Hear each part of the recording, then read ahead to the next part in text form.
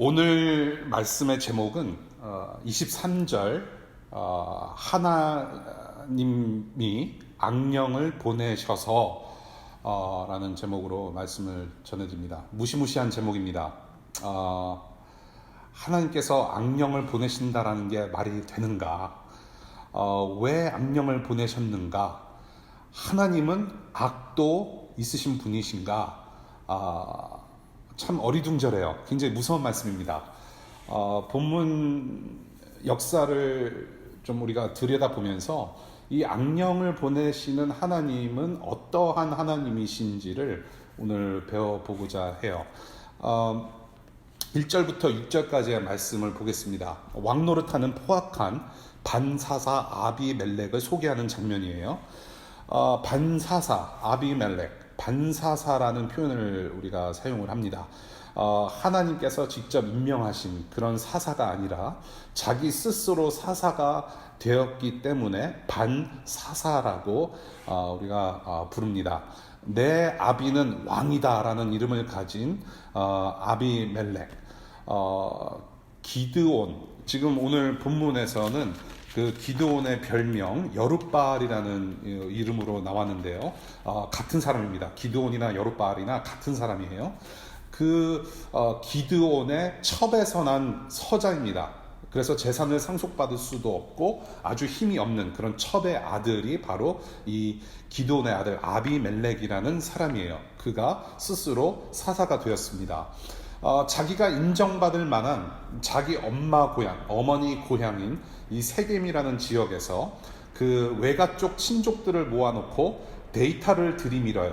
자, 기드온의 시대가 갔습니다. 아버지 시대가 갔습니다. 자, 생각해 보십시오. 기드온의 아들 70명이 여러분, 우리를 다스리는 것과 자기 한 명 중에 택일하십시오.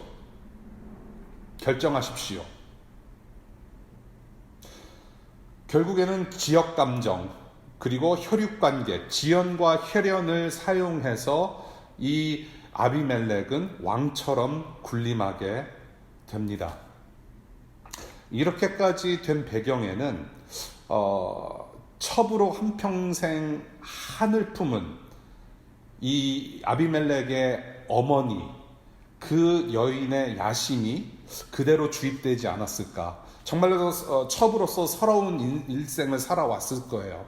그리고 그 남편의 아들을 가지게 되었는데 아들 이름이 내 아버지는 왕이다.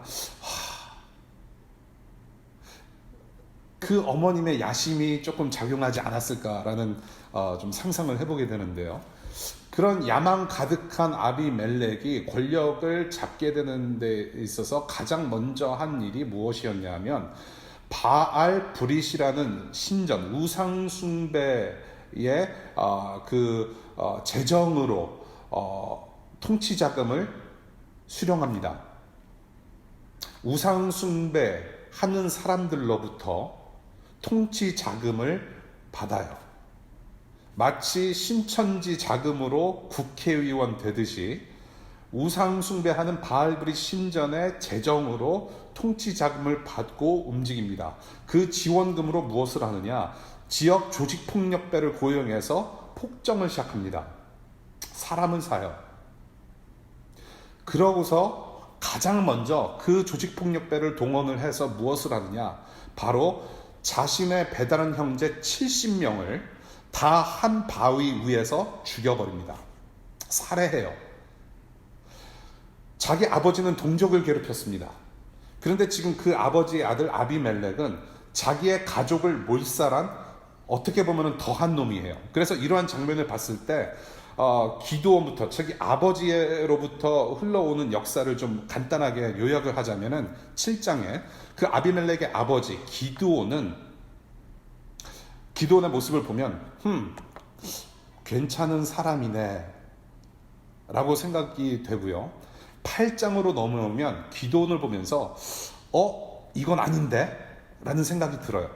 그러고 나서 기드온의 시대가 지나고 기드온의 아들 아비멜렉의 이러한 모습을 보면 이건 완전 막장 개판이다라는 결론을 내질 수가 있다는 말이죠. 이 모습을 보면은 한국 사극 드라마에서 볼 수 있는 그런 장면이 아닌가 싶어요. 서자가 첩의 아들이 권력을 휘두르는, 그래서 천지가 개벽되는 그러한 드라마의 장면 같습니다.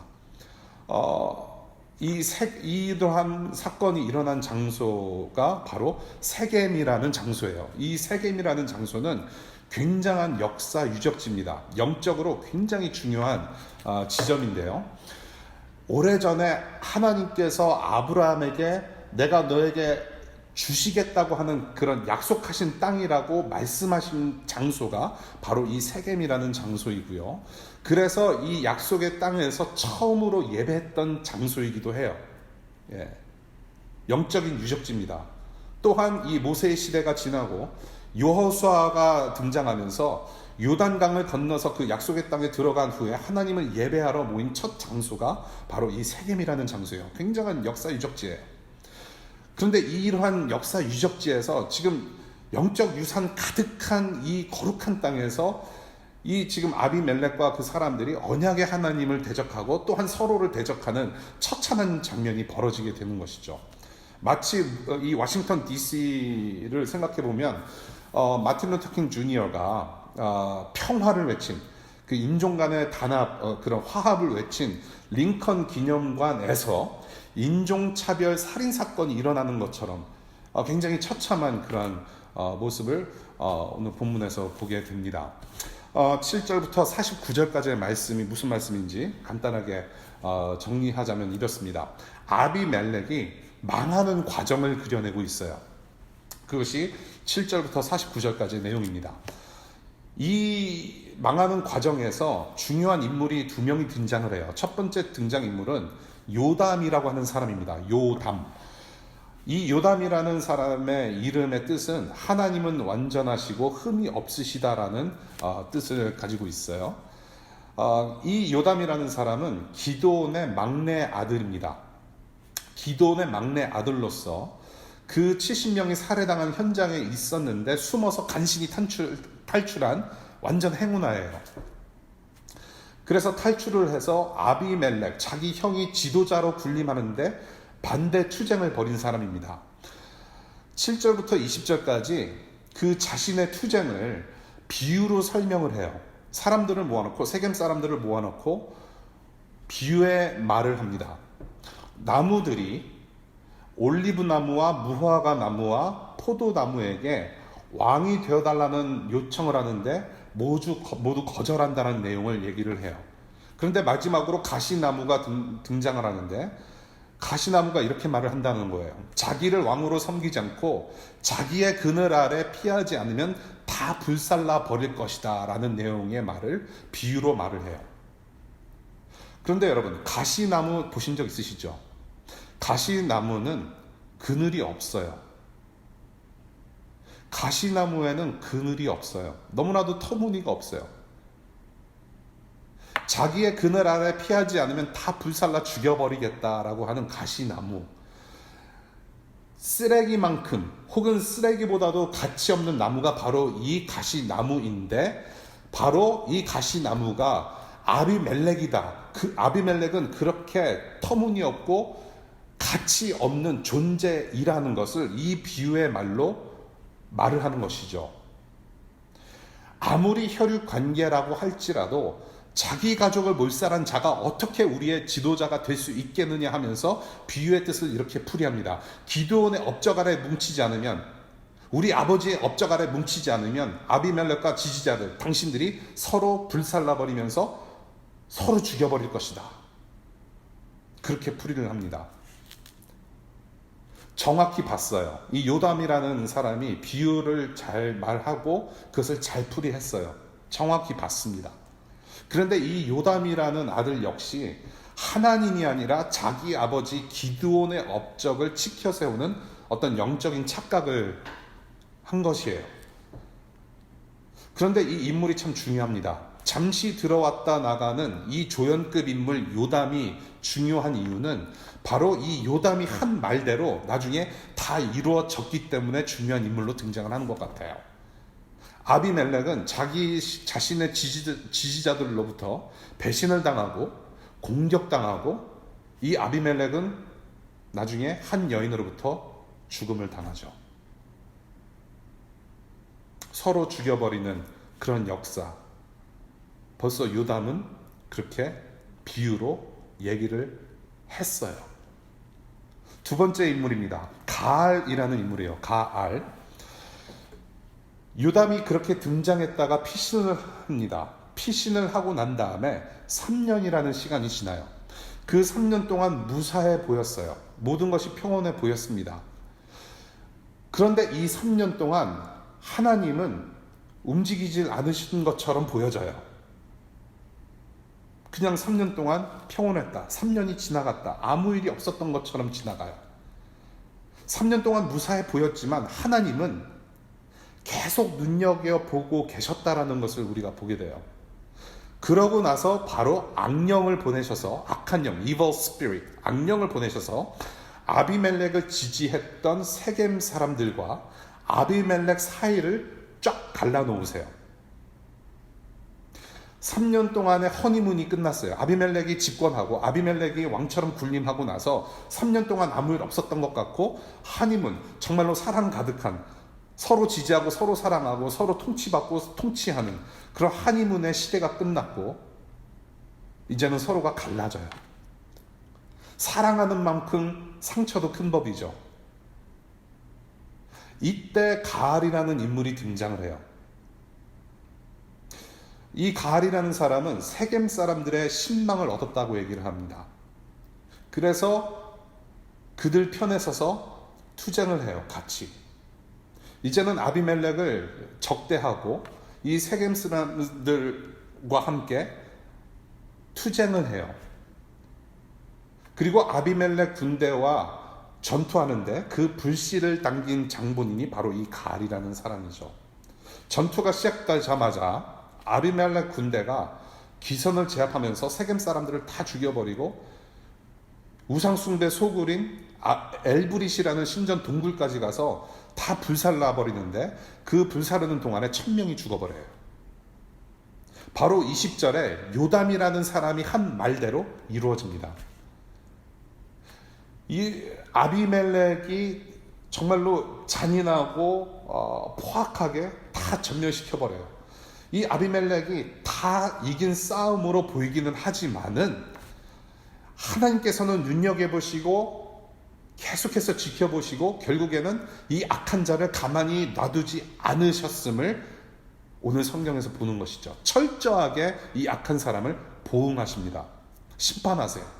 그 모습이 바로 50절부터 57절까지의 말씀이에요. 아비멜렉도 처참한 최후를 맞이합니다. 마태복음 26장에 우리 예수께서 하신 말씀이 있으시죠. 칼을 쓰는 자는 칼로 망한다는 말씀을 하신 적이 있으셨어요. 돌을 쓰는 자는 돌로 망합니다. 바로 아비멜렉의 최후의 모습이에요. 이 아비멜렉이라는 사람이 권력을 가지고 자기의 배다른 형제 70명을 어디서 죽였습니까? 돌에서 죽여요.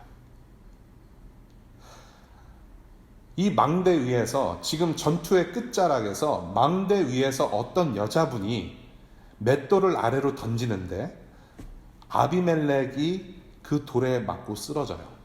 두개골을 강타해버립니다. 마치 5장에 이 시스라라는 사람의 관자놀이에 말뚝을 박은 야엘의 모습이 생각이 나요. 근데 이 아비멜렉이 자기 머리에 돌을 맞고 나서 쓰러지면서 참 쿨하게 죽어요. 폼생폼사, 모냥 빠지지 않게 내가 여자한테 죽었다고 아무에게도 말하지 말라고 하면서 부하의 칼에 자기의 마지막 숨을 맡겨버려요. 참 처참한 최후입니다. 요담이 아비멜렉과 세겜 사람들이 서로 불질러 죽일 것이라는 말을 기억하시죠? 20절의 말씀. 서로 죽여버릴 것이다. 불질러서 죽여버릴 것이다. 그런데 불 맞아서 죽진 않았어요. 아비멜렉이. 여기서 우리가 생각해 볼 것은 무엇이냐 하면, 이 돌 던진 여자, 지금 망대 위에서 아래로 돌 던진 여자가 바로 그 불이었다라는 것을 월드 플레이를 통해서 알 수가 있는데요. 저는 그렇게 100% 이렇게 확신이 들지는 않지만은 이 불이라는 이 히브리어 단어, 지금 여러분들이 사사기를 보고 계시는데 사사기가 히브리어로 지어져 있어요. 이 불이라는 단어를 히브리어로 애쉬라고 부릅니다. 애쉬. 그리고 여자라는 단어를 히브리어로 이치아라고 불러요. 이 애쉬라는, 불이라고 하는 애쉬와 여자라고 부르는 이시아라고 하는 그 단어 차이가 딱 한 글자 차이예요. 예, 아주 비슷한 단어입니다.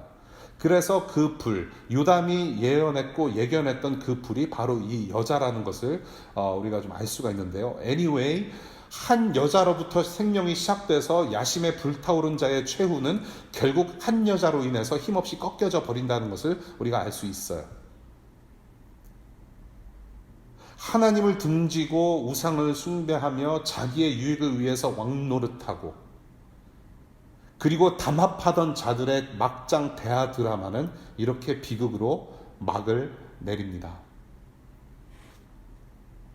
이 비극의 결말, 오늘 저와 여러분들이 읽고 들은 말씀, 이 결말은 하나님을 향한 경외심과 믿음의 순종을 불러일으킵니다. 오늘 이 사사기 9장의 말씀을 통해서 우리는 어떠한 하나님을 볼 수 있겠는가?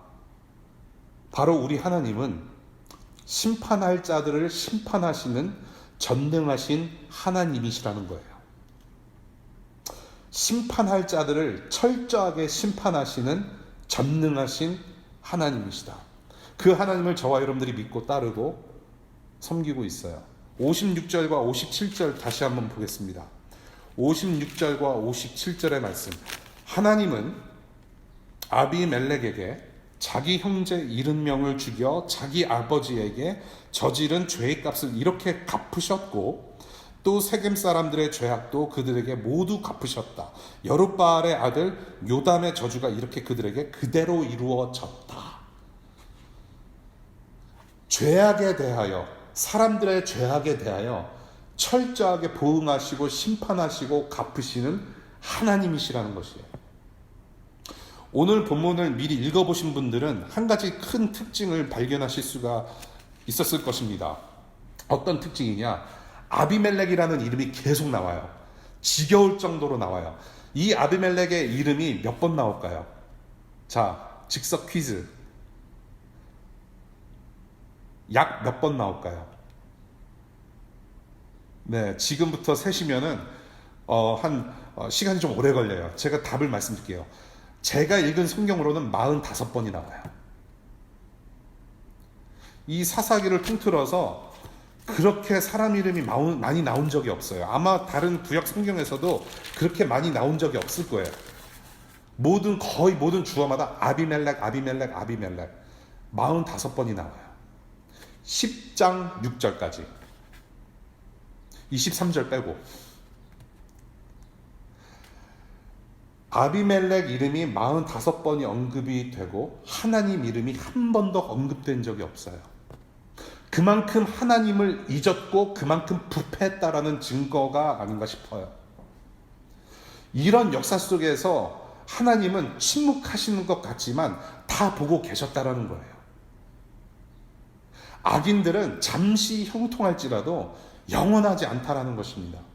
분명한 심판을 맞이하게 될 것이라는 얘기예요. 그 결과로 이끄시기 위해서 전능하신 하나님은 계속해서 통치하세요. 다스리시고 보고 계시고 움직이십니다. 그러한 하나님의 전능하신 통치, 하나님께서 하신 일 딱 하나예요.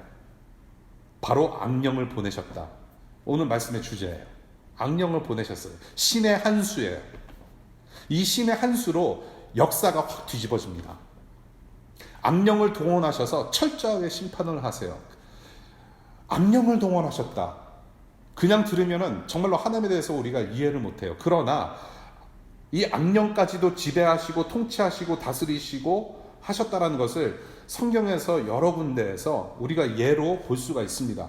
누가복음 8장, 여러분들 기억하실 거예요. 돼지떼로 들어가게 해달라는 귀신들의 요청에 우리 예수님께서 허락하세요. 돼지떼에 들어가는 것조차도 귀신들은 우리 주 예수 그리스도 하나님의 아들의 허락 없이는 할 수 없는 일이라는 것이에요. 저 돼지떼로 들어가게 하여 주소서. 하나님의 아들이시여. 욥 1장에 욥을 괴롭히는 사탄도 하나님의 허락을 받고 움직이는 것을 보게 돼요. 그리고 하나님께서는 바운더리를 딱 정해주세요. 사탄에게. 이 귀신들, 악령들, 사탄, 하나님의 통치 아래 있다라는 것이죠. 그 신의 한 수가 하나님의 그 한 수, 역사를 뒤집어 엎습니다. 그 신의 한 수가 이러한 어려운 이 어지러운 상황 속에서 요담과 그 아비멜렉과 이 세겜 사람들 가운데 딱 떨어지면서 어떤 일이 벌어집니까? 이제는 자기들이 알아서 치고받고 싸워요. 신의 한 수예요. 자기들이 이제 알아서 치고받고 싸워요.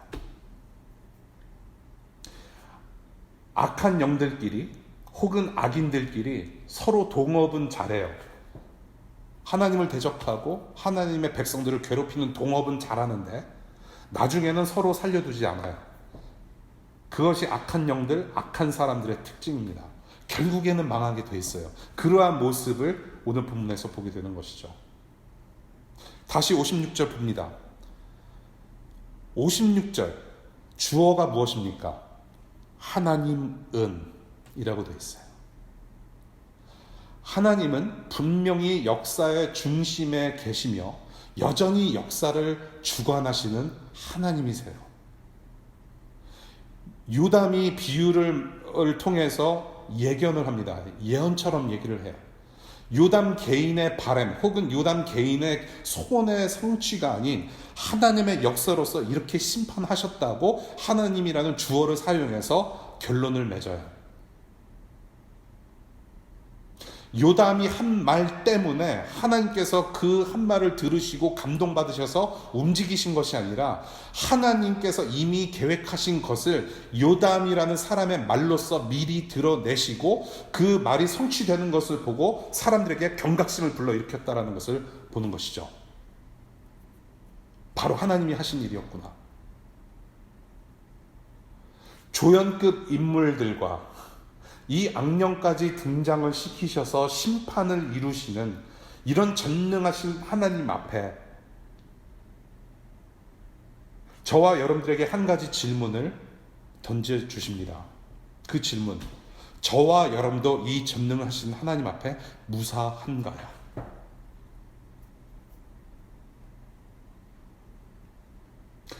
전능하신 하나님 앞에 이렇게 악한 자들을 심판하시는, 철저하게 심판하시는 하나님 앞에 여러분은 무사하신가요? 결코 우리는 무사하지 않다는 것이에요. 저와 여러분들의 죄값도 이렇게 받아야 하고 심판받아야 하고 저와 여러분들의 인생 끝은 이처럼 비극이어야 했다라는 것이에요. 그것이 저와 여러분들의 원래의 모습이어야 됩니다. 그러한 저와 여러분들에게 예수 그리스도께서 와 주셨어요. 예수 그리스도라는 복음을 우리에게 허락하셨어요. 예수 그리스도. 저와 여러분들이 하나님의 심판이 대상이었다라는 것을 우리는 기억하지 않으면 안 됩니다, 여러분. 저와 여러분들은 하나님의 심판의 대상이었어요. 우리 시편 91편 8절의 말씀을 봅니다. 시편 91편 8절의 말씀. 오직 너는 너의 눈으로 자세히 볼 것이니 악인들이 보응을 받는 것을 보게 될 것이다. 에스겔서 18장 30절의 말씀이에요. 나 주 하나님의 말이다. 그러므로 이스라엘 족속아, 나는 너희 각 사람이 한 일에 따라서 너희를 심판하겠다. 너희는 회개하고 너희의 모든 범죄에서 떠나 돌이켜라. 그렇게 하면 죄가 장애물이 되어 너희를 넘어뜨리는 일이 없을 것이다. 고린도 후서 5장 10절의 말씀입니다. 우리는 모두 그리스도의 심판대 앞에 나타나야 합니다. 그리하여 각 사람은 선한 일이든지 악한 일이든지 몸으로 행한 모든 일에 따라 마땅한 보응을 받아야 합니다. 라고 말씀하세요. 하나님의 영광에 이르지 못한 저와 여러분들, 우리 모두는 하나님의 심판대에서 아무도 피할 수 없고 철저하고 처절한 영원 형벌의 심판받기에 마땅한 사람들이었다라는 것을 얘기해요. 성경 구약부터 신약까지, 창세기부터 요한계시록까지 이와 관련해서 수많은 말씀 구절들이 있어요. 하나님은 심판의 하나님이십니다. 철저하게 심판하시고 보응하시는 하나님이세요. 그것이 바로 우리의 처지라는 말이죠. 그런데 저와 여러분들, 그러한 저와 여러분들을 위해서 하나님께서 독생자 아들 예수 그리스도를 보내셔서 예수께서 대신 심판받도록 하셨어요. 우리를 위해서 예수께서 대신 심판을 받으세요. 로마서 4장 25절의 말씀입니다. 예수는 우리의 범죄 때문에 죽임을 당하셨고 우리를 의롭게 하시려고 살아나셨습니다. 로마서 3장 24절의 말씀입니다. 사람은 그리스도 예수 안에서 얻는 구원으로 말미암아 하나님의 은혜로 값없이 의롭다는 선고를 받았다고 말씀하세요. 그 형벌, 우리가 받아야 할 형벌의 자리에, 그 십자가에 벌받을 자격 하나 없는 예수께서 대신 매달리셔서 그 죽음의 형벌을 대신 받으셨다는 것이죠. 하나님의 진노를 우리 대신 하나님 아들이 직접 다 받아내셨습니다. 그 예수 그리스도의 위로우심, 그 예수 그리스도의 공로로 하나님의 진노의 심판에서 우리가 살 수 있게 되었다라는 복음의 메시지를 우리에게 허락하셨어요. 그 복음의 능력을 우리에게 허락하셨어요. 이제는 죄의 대가로서의 죽음이 아니라 이제는 예수 그리스도의 죽으심과 부활하심을 통하여서 영생이라는 하나님과 다시 하나 되는 선물을 받게 된 것입니다. 그런데 그 예수님께서는 다시 오셔서 최종적으로 다시 심판하실 것이라는 약속을 우리에게 주셨어요. 예수께서 다시 오셔서 이제는 하나님 나라를 완성하실 것이라는 약속을 하셨어요. 마태복음 19장 28절의 말씀입니다. 예수께서 그들에게 말씀하셨다. 내가 진정으로 너희에게 말한다. 새 세상에서 인자가 자기의 영광스러운 보좌에 앉을 때에 나를 따라온 너희도 12보좌에 앉아서 이스라엘 12지파를 심판할 것이다.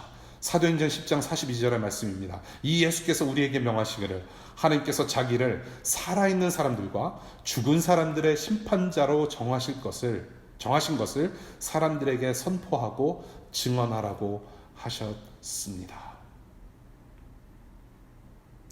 이 세상의 모든 악한 영들은 사실 이미 끝난 목숨입니다. 십자가에서 이미 심판하셨어요.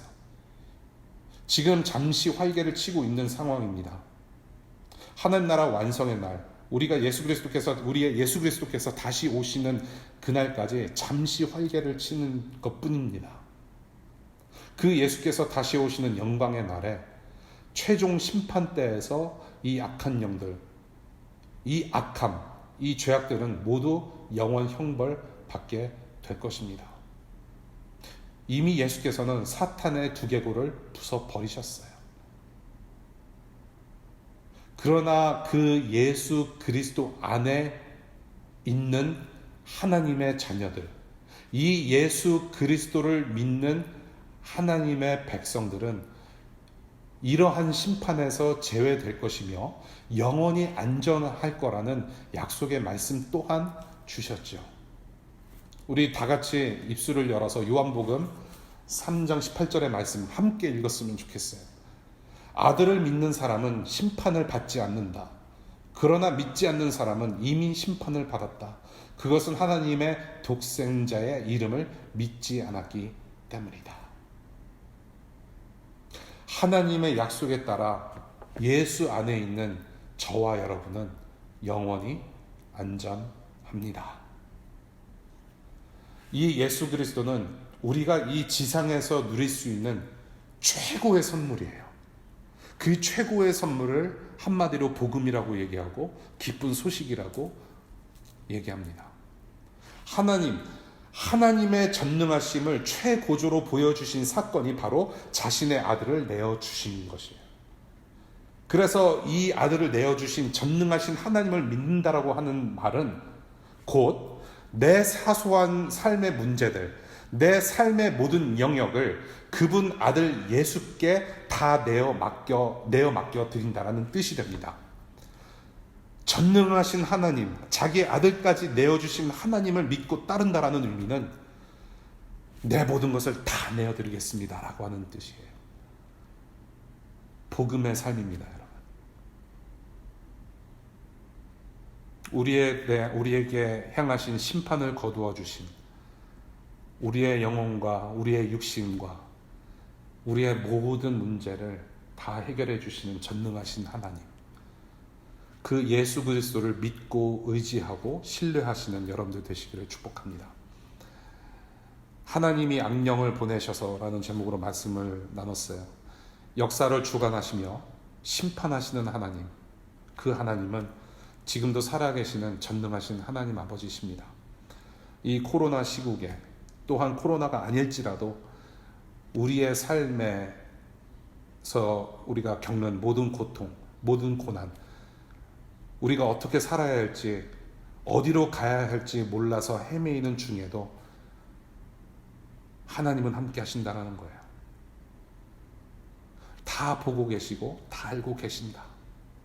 그 하나님을 향하여서 믿음의 눈을 들어 인내하면서 전능하신 하나님의 그 한 수를 기다리는 시간, 하나님의 영광 안에 동참하며 영원히 찬송하는 거룩한 백성들로 다져지는 시간이 바로 지금의 시간이라는 것입니다. 영원에 비하면 우리가 겪고 있는 이 시간은 결코 긴 시간이 아닙니다, 여러분. 예수 그리스도는 곧 다시 오세요. 분명히 이 세상을 심판하는 왕으로 다시 오실 것입니다. 우리는 그 전능하신 예수 그리스도 안에 속한 사람입니다. 하나님의 자녀들이에요. 전능하신 그분의 그늘 아래서 우리는 영원히 안전합니다. 이 복음의 메시지로 여러분들 위로받으시기를 바라요. 거룩한 백성이 살고 있는 땅이 곧 거룩한 땅입니다. 거룩한 땅에 살고 있기 때문에 거룩해진 것이 아니라 거룩한 백성이 살고 있는 땅이기 때문에 거룩한 땅이에요. 워싱턴 DC라고 하는 거룩한 땅, 이 세겜에서 아비멜렉이 아닌 작은 예수로 살아가는 우리의 고난길 가운데 우리 하나님은 함께 하시고 일하고 계세요. 하나님 나라가 완성될 때까지 함께 하신다고 약속하셨습니다. 예수로 맺으신 이 약속을 붙들고 막장 드라마의 비극이 아닌 하나님 나라 드라마의 영원한 기쁨에 합류하시는 그 드라마의 주인공 되시는 여러분들 되실 수 있기를 축복합니다.